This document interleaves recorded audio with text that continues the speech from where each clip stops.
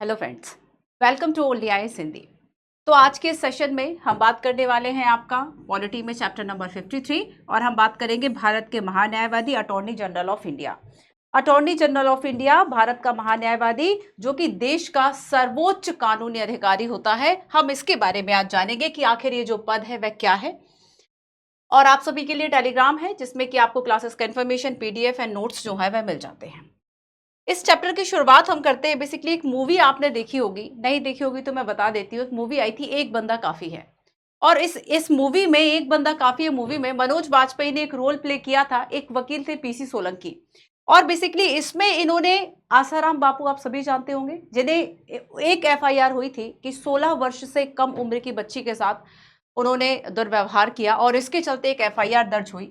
और इसमें हम देखेंगे कि आसाराम बापू को बचाने के लिए भारत सरकार के कई वरिष्ठ जो वकील हैं वह आए थे, लेकिन वह 12 साल लग गए, लेकिन जमानत नहीं दिला पाए, क्योंकि जो पीसी सोलंकी हैं ये क्या कर रहे थे, ये पॉस्को जो एक्ट है, पॉक्सो एक्ट के विशेषज्ञ थे, और इनके द्वारा आसाराम की जमानत पर रोक लगा दी गई थी। तो वकीलों की लड़ाई, और ये कोई ऐसी नई बात तो है नहीं, है ना। आपने देखा होगा कि भारत में मतलब दिल्ली में भी हम देखेंगे तो वकील और पुलिस के बीच में एक तनातनी लंबे समय से एक बहुत गरमाया हुआ मुद्दा था।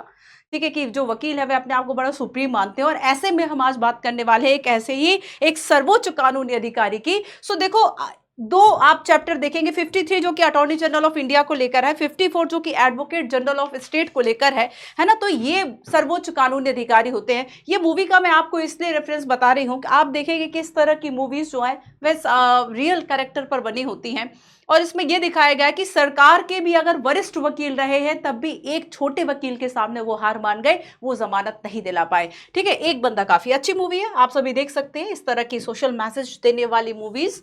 सो आपको काफी सारी चीजें इसमें पता चलती हैं। चलिए, अच्छा, आपने कुछ वकीलों के नाम सुने होंगे, जैसे कि राम जेठमलानी, सलमान खुर्शीद, है ना, सुब्रमण्यम स्वामी। ये सारे क्या है, ये बहुत वरिष्ठ वकीलों की श्रेणी में, और ये तीनों वकील ऐसे रहे जिन्होंने आसाराम को बचाने के लिए, मतलब सरकार के वकील रहे कभी, और आसाराम को बचाने के लिए इन सभी ने उनकी तरफ से पैरवी की, लेकिन पीसी सोलंकी के सामने सब हार गए, है ना।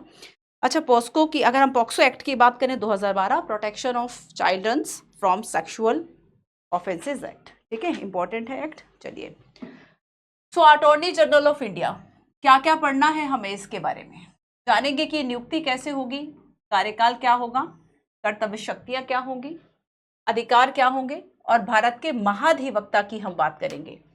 यहां पर महान्यायवादी है, यहां पर महाधिवक्ता है, दोनों में अंतर है। जो महान्यायवादी है वो सर्वोच्च विधि अधिकारी होगा देश का, और इसकी हेल्प के लिए, है ना, इसकी हेल्प के लिए बेसिकली या सहायता के लिए जो महाधिवक्ता है वह कार्य करता है।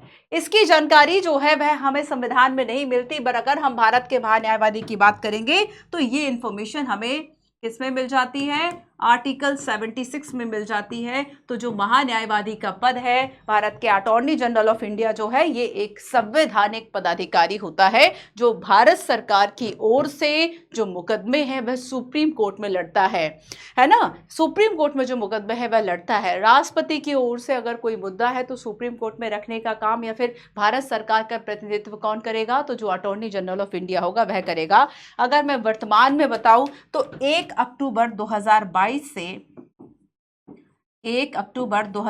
से जिन्होंने कार्यभार संभाला, जो कि हमारे देश के 16th अटॉर्नी जनरल हैं, आर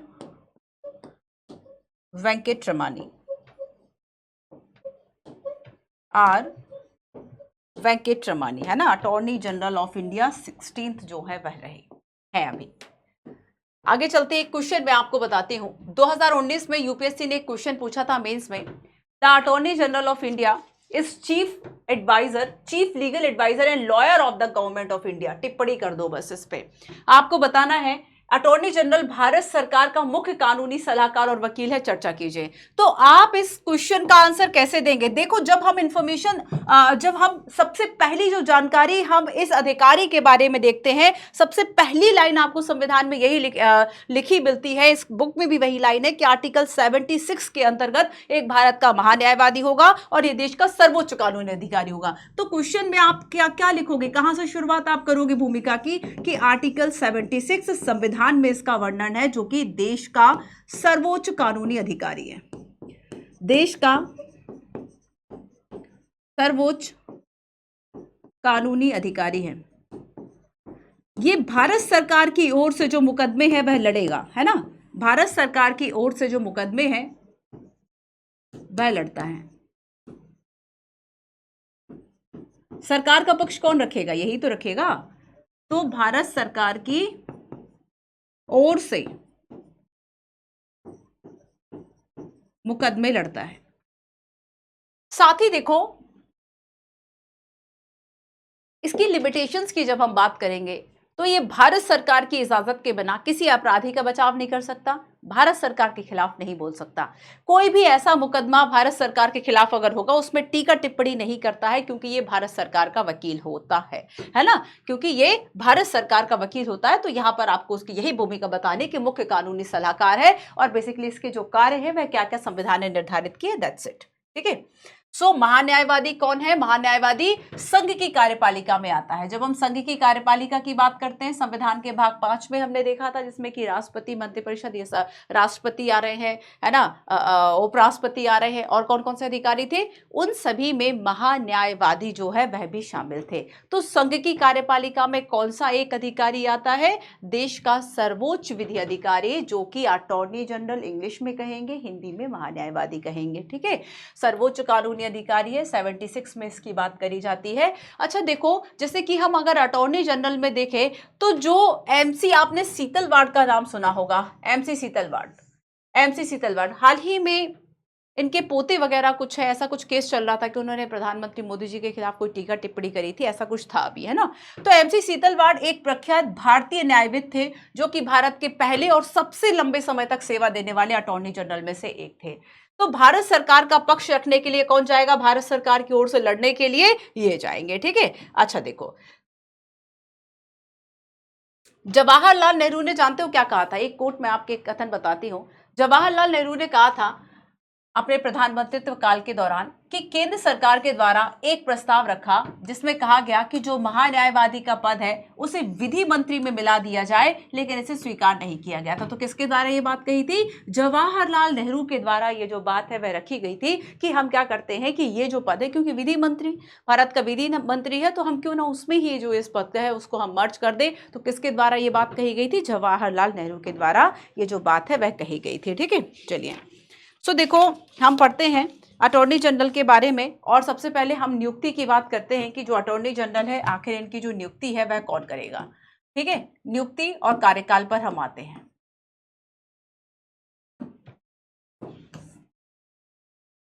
नियुक्ति और कार्यकाल पर, ठीक है। अब देखो, नियुक्त करने का जो काम है किसका होगा? राष्ट्रपति का। लेकिन ये किस व्यक्ति को करेंगे? एक आंसर तो हमें मिल गया कि चलो राष्ट्रपति द्वारा नियुक्ति जो है वह अटॉर्नी जनरल की जाएगी, बट किस व्यक्ति को रखा जाएगा? तो इसके लिए ये कहा कि जिसे भी अटॉर्नी जनरल बनना होगा उसमें कुछ योग्यताएं वही होनी चाहिए। अटॉर्नी जनरल की योग्यताएं, संविधान अलग से योग्यताएं नहीं बताता, बस ये कह दिया कि जो सुप्रीम कोर्ट के जज में जो योग्यताएं होनी चाहिए, सुप्रीम कोर्ट का जो न्यायाधीश है, सुप्रीम कोर्ट का न्यायाधीश की योग्यताएं, वही योग्यताएं इनमें भी आवश्यक होनी चाहिए। अब हम दूसरे शब्दों में ये कहें तो सुप्रीम कोर्ट का न्यायाधीश होने के लिए क्या योग्यता होनी चाहिए? जैसे कि वह भारत का नागरिक हो, ये तो भाई सबसे पहली शर्त है। क्या हो? भारत का नागरिक हो। और दूसरी बात इसमें यह कही जाती है कि जो, जैसे कि अगर हम हाई कोर्ट्स की बात करें तो हाई कोर्ट में कम से कम 5 वर्ष तक जज रहा हो, या फिर 10 वर्ष तक वकील रहा हो, है ना। इस तरह की कुछ योग्यताएं जो है वह थोपी जाती हैं। इसके अलावा ये भी एक योग्यता है कि चूंकि राष्ट्रपति नियुक्त कर रहे हैं, तो राष्ट्रपति के मतानुसार, मतलब राष्ट्रपति की राय में वह योग्य व्यक्ति होना चाहिए, वह एक विधि को जानने वाला व्यक्ति जो है वह होना चाहिए। तो मतानुसार, राष्ट्रपति के मतानुसार या उनकी विचार अनुसार वह न्यायिक मामलों में योग्य हो, न्यायिक मामलों में योग्य व्यक्ति हो, उसे ही अटॉर्नी जनरल ऑफ इंडिया जो है वह बना सकते हैं। ठीक है। अब देखो, जब हम कार्यकाल की बात करेंगे कि आखिर इसका जो कार्यकाल है वह कितना होगा, नियुक्ति की हमने बात कर ली कि राष्ट्रपति के द्वारा जो नियुक्ति है वह की जाएगी। आर्टिकल 76 है ना, आर्टिकल 76 इसलिए लिख दे रही हूं कि आपको याद रहेगा कि 76 में किस अधिकारी की बात की गई। तो पहली बात हमने यहां पर नियुक्ति की कर ली, अब हम कार्यकाल की कर लेते हैं। नियुक्ति कौन करेगा, कैसे होगी, क्या योग्यताएं होंगी, ये बात हमने देख ली है ना, कि नियुक्ति जो है वह प्रेसिडेंट कर रहे हैं और योग्यताएं क्या होंगी, तो सुप्रीम कोर्ट के जज की होंगी। प्रेसिडेंट कर रहे हैं और यहां पर हमने योग्यताओं की बात भी कर ली। अब देखो, इसके बाद एक बात और जो हमें जाननी है कि क्या इनका जो कार्यकाल है वह निश्चित है या संविधान में दिया गया है या फिर नहीं दिया गया है। इनका कार्यकाल आखिर क्या है, इसकी कोई बात कही गई है क्या संविधान में? संविधान इस संदर्भ में कुछ नहीं कहता। देखो, संविधान कई विषयों में मौन है, वो कुछ नहीं कहता, कुछ नहीं बताता। तो कुछ व्यवस्थाएं जो होंगी उस संदर्भ में वह किसी को सौंप दी जाती हैं कि संसद के पास आ गया वो शक्ति या राष्ट्रपति के पास वह शक्ति है। तो संविधान इस संदर्भ में कुछ नहीं कहता। तो यहां पर यह कहा गया है कि संविधान जब कुछ नहीं कह रहा तो राष्ट्रपति ही निश्चित करेंगे, है ना। कार्यकाल की बात अगर हम करेंगे तो संविधान में निश्चित कार्यकाल नहीं है। संविधान में निश्चित कार्यकाल नहीं, और भी किसी तरीके से निश्चित कार्यकाल नहीं है। ये अगर इनका कार्यकाल किसी की इच्छा, किसी की पसंद पर निर्भर है तो वह राष्ट्रपति के प्रसाद पर्यंत, मतलब जब तक राष्ट्रपति की इच्छा है, राष्ट्रपति के प्रसाद पर्यंत है, राष्ट्रपति का जब तक मन है ना, तब तक ये जो है अपने पद पर है राष्ट्रपति के। साथ ही कार्यकाल के अलावा अगर हम वेतन की बात करें तो वेतन भी इनकी तय नहीं है, राष्ट्रपति ही निर्धारित करेंगे। वेतन, भत्ते, जो भी चीजें हैं राष्ट्रपति द्वारा निर्धारित होंगी, राष्ट्रपति द्वारा निर्धारित होंगी, मतलब इसको भी तय नहीं किया गया है। ठीक है, अब मैं आपको एक नोट लिखवाती हूं और वो नोट है जो कि यूपीएससी पूछ भी चुका है। चलो आप इसको पढ़ो जरा। यूपीएससी ने क्वेश्चन पूछा 2022 में, लेटेस्ट क्वेश्चन है ना। अभी आपका 23 का पेपर हुआ है ना, 24 का होना बाकी है, एक साल पहले का ही पेपर है क्योंकि अभी 24 का तो हुआ नहीं है।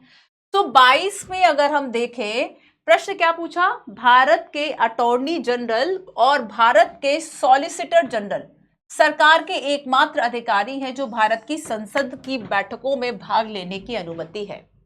अटॉर्नी जनरल के साथ लेकिन सॉलिसिटर जनरल की जो बात है वह भी इसमें कही गई है ना। अटॉर्नी जनरल की बात तो इसमें कही गई, लेकिन अगर हम सॉलिसिटर जनरल की बात करेंगे तो इनको क्या अधिकार है। अटॉर्नी जनरल को तो डेफिनेटली है, सॉलिसिटर जनरल को है या नहीं है। दूसरी बात इसमें पूछी गई है कि भारत के संविधान के अनुसार भारत का जो अटॉर्नी जनरल है वह अपना इस्तीफा तब सौंपता है जब उसे नियुक्त करने वाली सरकार जो है वह इस्तीफा दे देती है।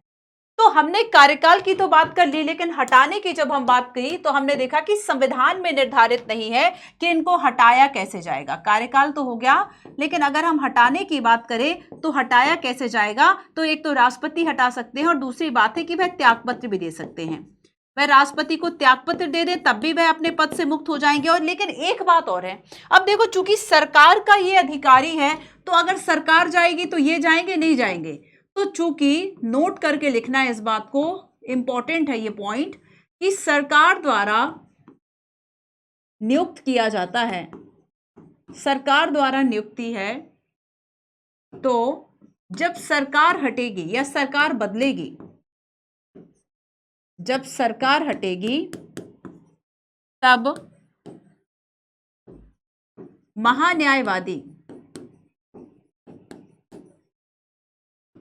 महान्यायवादी भी त्यागपत्र दे देंगे, त्यागपत्र देंगे।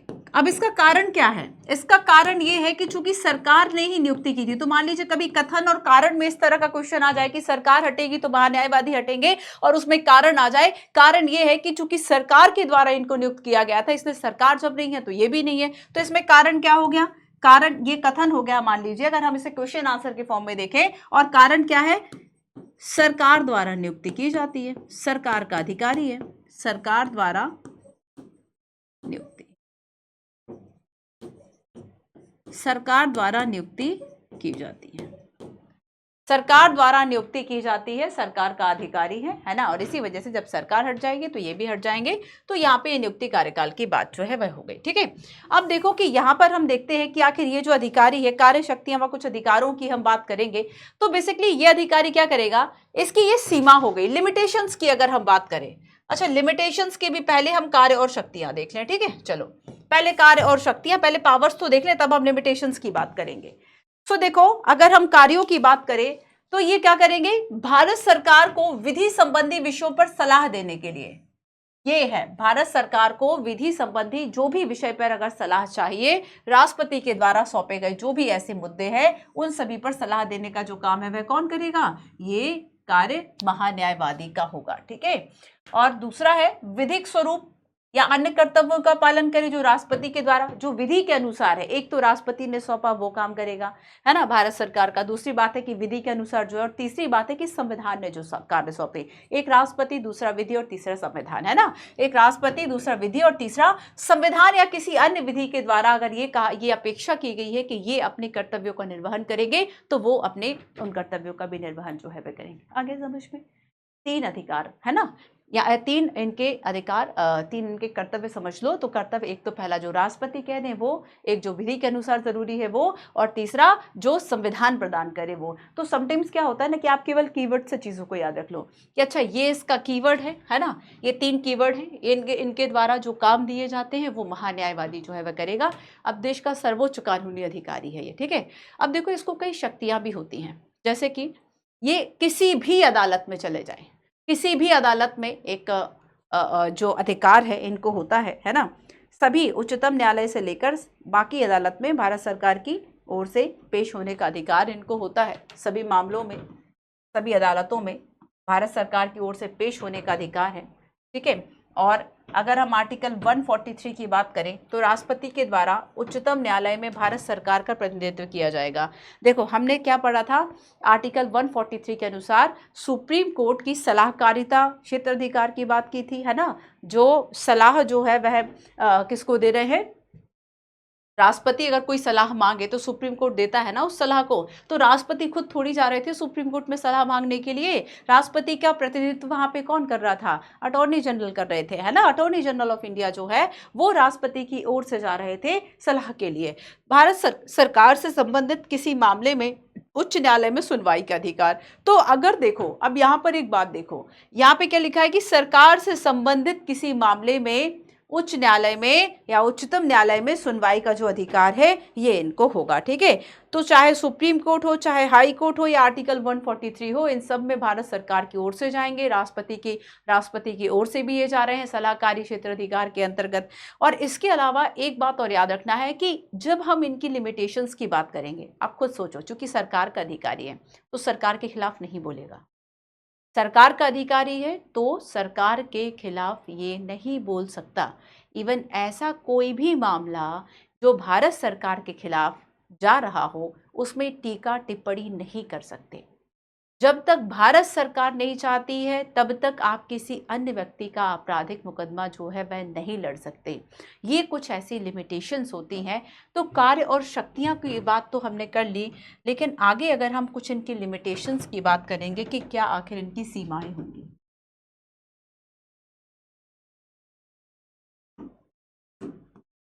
इनकी सीमाएं क्या होंगी, तो भारत सरकार के खिलाफ कोई सलाह या विश्लेषण नहीं कर सकता।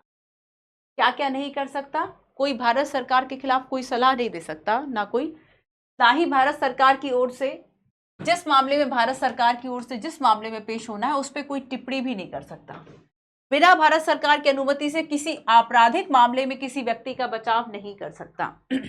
बिना भारत सरकार की अनुमति के वह किसी कंपनी या किसी परिषद में निदेशक के पद पर नहीं हो सकता।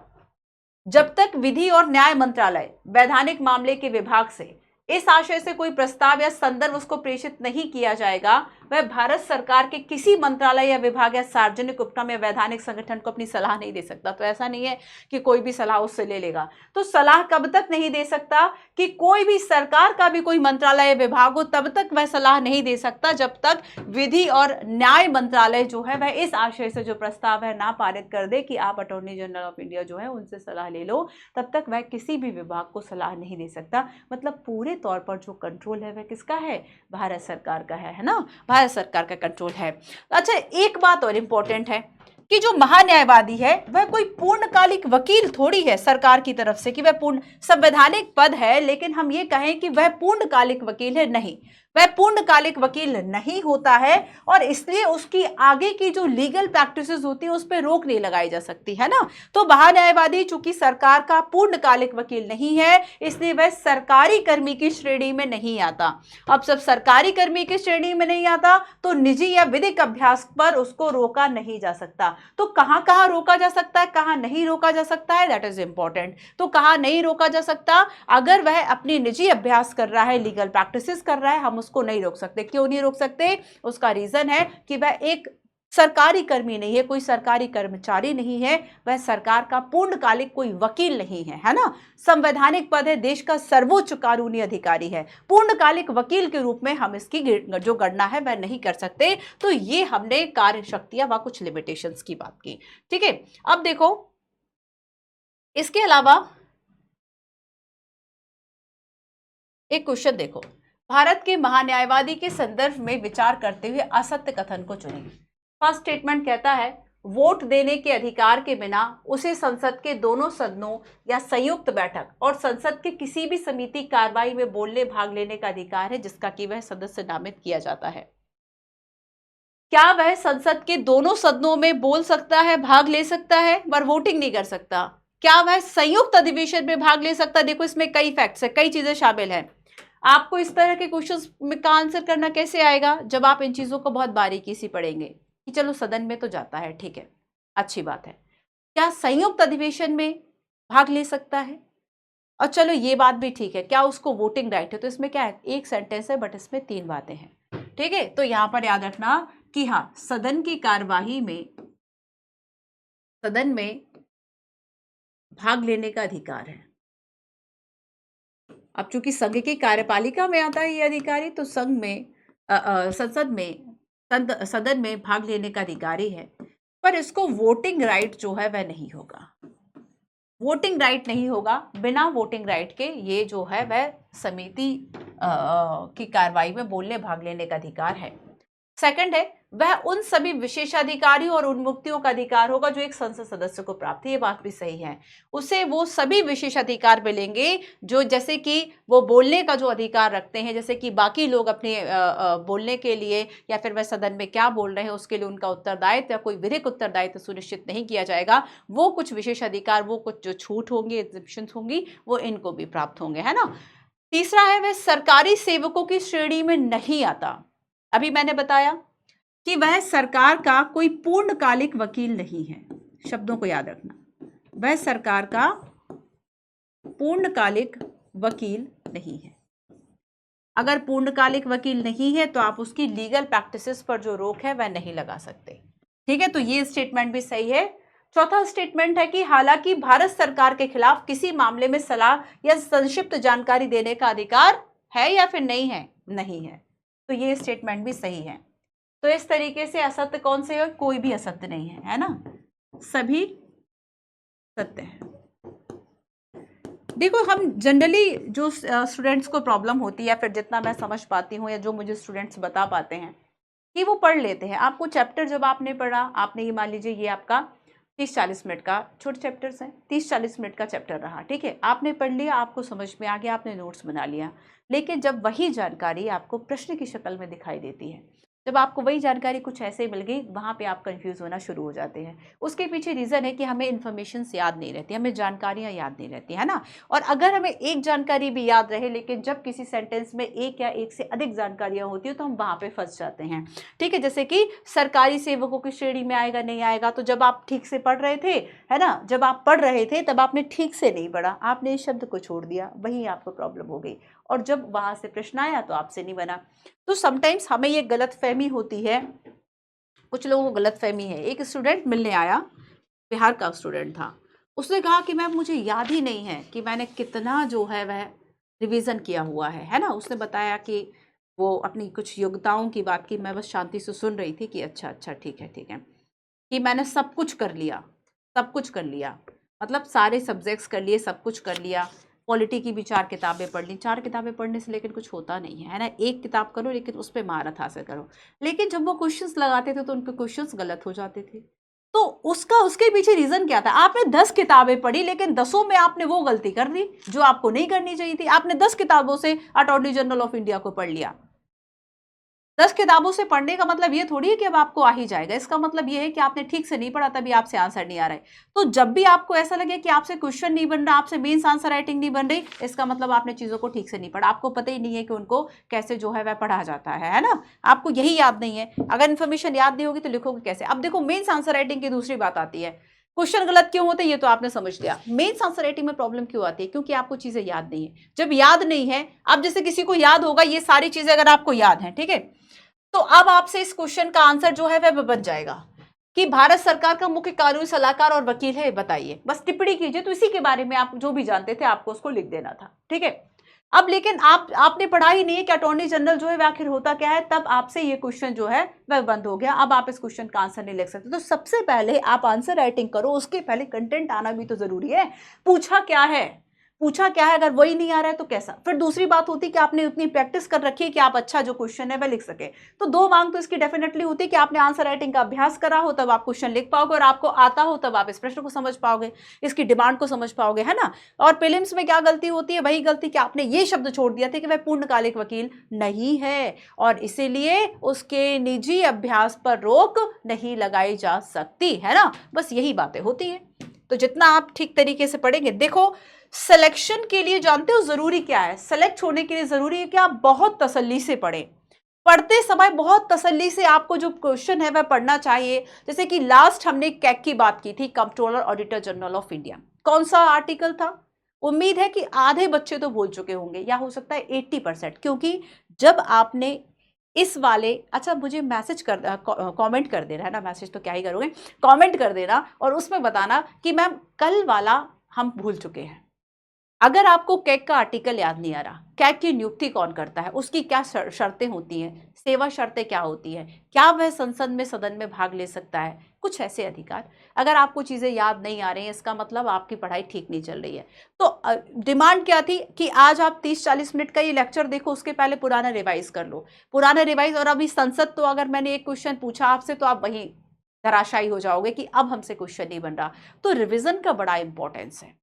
रिवीजन की बात हम करते नहीं है, लेकिन रिवीजन के बिना कुछ होना नहीं है ना। जब तक रिकॉल नहीं करोगे, रिवाइज नहीं करोगे, सीरियसली कुछ नहीं होना। आपने कॉन्टिन्यूसली वीडियो देखी है, नोट्स बनाए हैं, बहुत अच्छी बात है। रिवाइज नहीं करोगे, सब डब्बा गोल है, सब साफ हो जाएगा, ठीक है। तो आपको जरूरत इस बात की है कि अगर मैं यहाँ पर क्वेश्चन आपका चैप्टर नंबर 53 पढ़ा रही हूँ, तो एटलीस्ट 51, 52 जो भी पॉसिबल है, जो भी बेस्ट पॉसिबल है, उन 3 का रिविजन कर लो। तो रिविजन बहुत जरूरी है। विदाउट रिविजन बच्चों कुछ नहीं होगा, ध्यान रखना। साल भर पढ़ना है, जाने कितने सारे हमें जो टॉपिक है वह पढ़ने हैं, लेकिन अगर रिवीजन नहीं करोगे कुछ नहीं होगा। विदाउट रिवीजन, ध्यान रखना। सक्सेस पाना है, यूपीएससी में सेलेक्ट होना है, किसी भी एग्जाम में, चाहे आप स्टेट पीसीएस कोई एग्जाम दे रहे हो या अदर कोई एग्जाम के लिए इस वीडियो को देख रहे हो, अगर आप चाहते हो कि आप एग्जामिनेशन हॉल तक, देखो कुछ समझो ना, मेन डिमांड किस बात की है? मेन डिमांड है कि आपको एग्जाम हॉल तक इस इंफॉर्मेशन को ले जाने, किताब ले जाने का मौका नहीं मिलेगा। और किताब अगर आपको दे भी दी जाए ना, तब भी आपके पास जो 2 और 3 घंटे रहते हैं ना, उसमें कहाँ कैसे ढूंढोगे, कहाँ कैसे कर पाओगे। तो अच्छी बात यही है कि आप कुछ चीज़ों को याद करें, बार बार रिवाइज करें। मेन डिमांड तो एग्जाम के लिए वही है ना। तो यहाँ पर आपको याद रखना होगा इस बात को। चलो आगे चलते हैं, बहुत समझा लिया। भारत का महाधिवक्ता कौन होता है? अब अभी महान्यायवादी पर थे, अब महाधिवक्ता पे हो गए, है ना। तो महाधिवक्ता कौन है? महान्यायवादी के अलावा एक और अधिकारी होता है भारत सरकार का, है ना। भारत सरकार का एक और अधिकारी होगा, महान्यायवादी और महाधिवक्ता। महान्यायवादी, ठीक है, एक होगा महाधिवक्ता। ये भारत के महाधिवक्ता की बात कर रहे हैं। एक जो नेक्स्ट चैप्टर आप पढ़ेंगे, हम पढ़ेंगे, वो होगा राज्य का महाधिवक्ता।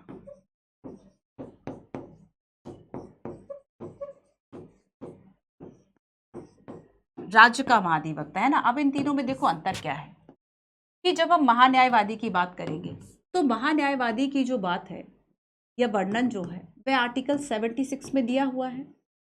ठीक है। जब हम राज्य के महाधिवक्ता की बात करेंगे, है ना, एडवोकेट जनरल की बात करेंगे, इसकी बात आर्टिकल 165 में दी गई है।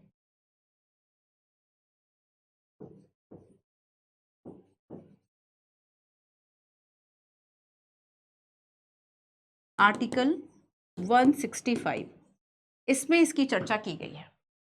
लेकिन जब हम महाधिवक्ता की बात करेंगे तो संविधान में वर्णन नहीं है, संविधान में वर्णन नहीं है ना। महाधिवक्ता को देखेंगे तो देश का सर्वोच्च कानूनी अधिकारी होगा, भारत सरकार का वकील है, सर्वोच्च कानूनी अधिकारी, सर्वोच्च कानूनी अधिकारी है ना, भारत सरकार का वकील है। भारत सरकार की ओर से, भारत सरकार की ओर से जो भी मामले हैं उनको देखेगा, है ना, इनको देखेगा। और जब हम महाधिवक्ता की बात करेंगे तो महाधिवक्ता जो है उनका काम क्या है? इनका काम है कि यह सहयोग करें। काम इतना ज्यादा होता है, कोई सहयोगी भी तो होना चाहिए। तो महाधिवक्ता जो है वह क्या करेंगे? महान्यायवादी को सहयोग करेंगे। ठीक है। अब देखो, अब राज्य की जब बात आती है, हम जब कल राज्य के महाधिवक्ता की बात करेंगे तब हम देखेंगे कि जो राज्य का महाधिवक्ता है, आर्टिकल 165 कहता है कि ये राज्य का सर्वोच्च अधिकारी होता है। ये क्या होगा? राज्य का सर्वोच्च अधिकारी होगा, राज्य का सर्वोच्च कानूनी अधिकारी।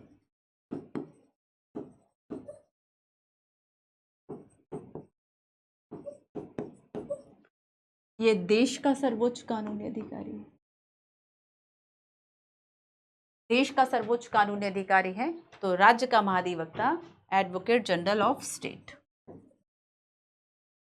है ना, और महान्यायवादी अटॉर्नी जनरल ऑफ इंडिया। ठीक है, क्लियर है? तो ये अंतर साइड हो रही है, स्क्रीनशॉट ले लो। इस तरह के छोटे छोटे से जब पॉइंट्स आप बनाओगे ना तो आपको प्रीलिम्स में इससे काफी हेल्प मिल जाए। तो हम महाधिवक्ता की बात करेंगे, भारत सरकार का महाधिवक्ता या अपर महाधिवक्ता होगा।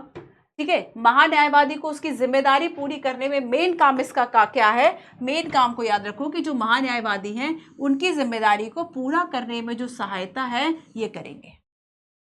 ठीक है। तो महान्यायवादी का जो पद है वह संविधान निर्मित है, और लेकिन दूसरे शब्द आर्टिकल 76 में कहा गया है। लेकिन महाधिवक्ता या अवर महाधिवक्ता की बात करेंगे, इसका उल्लेख हमें संविधान में नहीं मिलता है। ठीक है।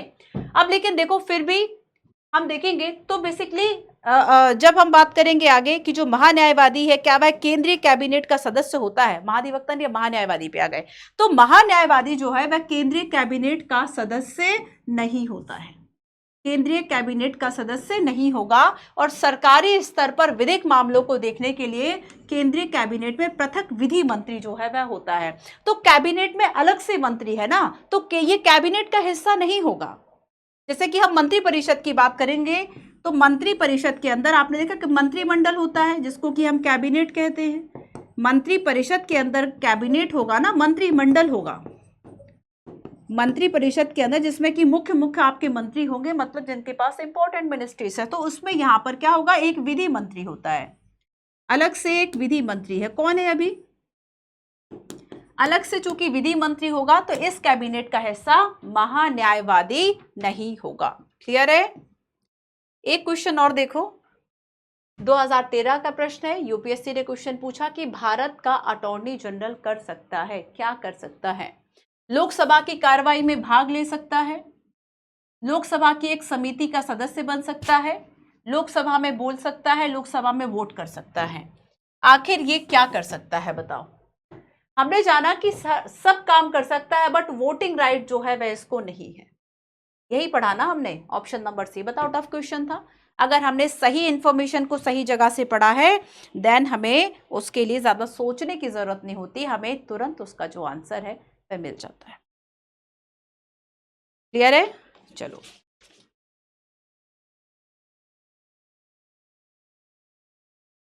तो इसके जो अधिकार हैं एक बार मैं फिर से यहां पर आपको बता देती हूं कि किसी भी सदन में सुनवाई का अधिकार है, किसी भी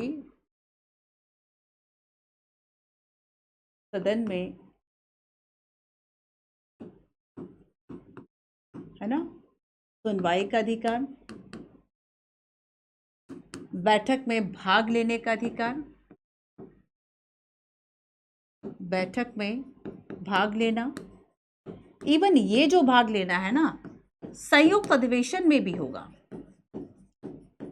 संयुक्त अधिवेशन में भाग लेना, संयुक्त अधिवेशन में भाग लेना, लेकिन वोटिंग राइट नहीं होगा। वोटिंग राइट के बिना, वोटिंग राइट नहीं है। एक बात और याद रखो, ये 4 बातें हो गई है ना। एक बात और जो इसमें याद रखना है, भाग लेना हो गया, संयुक्त अधिवेशन हो गया, सदन में सुनवाई का अधिकार हो गया, हाँ, कि संसद सदस्य के विशेषाधिकार व उन्मुक्ति है उसको प्राप्त होगी, विशेषाधिकार व भत्ते, इवन भत्ते भी, है ना, विशेषाधिकार व भत्ते जो संसद सदस्य को मिलेंगे वो भी प्राप्त करने का जो अधिकारी है वह अटॉर्नी जनरल होगा। क्लियर है? चलिए, अच्छा एक और, किसी भी क्षेत्र की अदालत में सुनवाई का अधिकार, किसी भी क्षेत्र की अदालत में सुनवाई का अधिकार,